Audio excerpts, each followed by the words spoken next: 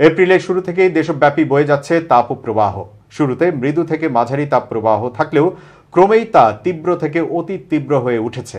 এর মধ্যেই সারা দেশে হিট অ্যালার্ট জারি করেছে বাংলাদেশ আবহাওয়া অধিদপ্তর, যা আগামী 3 দিন অব্যাহত থাকতে পারে বলে জানিয়েছে সংস্থাটি। বাংলাদেশ আবহাওয়া অধিদপ্তরের আবহাওয়াবিদ হাফিজুর রহমানের দেয়া পরবর্তী 72 ঘন্টার পূর্বাভাসে এই তথ্য জানায়।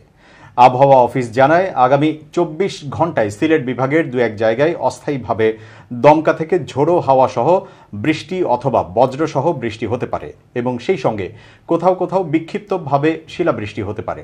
এছাড়া দেশের অন্যত্র অস্থায়ীভাবে আংশিক মেঘলা আকাশ সহ আবহাওয়া প্রধানত শুষ্ক থাকতে পারে। খুলনা বিভাগ সহ দিনাজপুর, নীলফামারী, রাজশাহী, পাবনা, ফরিদপুর ও গোপালগঞ্জ জেলাসমূহের ওপর দিয়ে তীব্র তাপপ্রবাহ বয়ে যাচ্ছে। ময়মনসিংহ, মৌলভীবাজার, রাঙ্গামাটি, চাঁদপুর, নোয়াখালী, ফেনী ও বান্দরবান জেলাসহ বরিশাল বিভাগ এবং রংপুর, রাজশাহী ও ঢাকা বিভাগের অবশিষ্টাংশের ওপর দিয়ে মৃদু থেকে মাঝারি ধরনের তাপপ্রবাহ বয়ে যাচ্ছে এবং তা অব্যাহত থাকতে পারে। এর ফলে সারা দেশে দিনের এবং রাতের তাপমাত্রা প্রায় অপরিবর্তিত থাকতে পারে।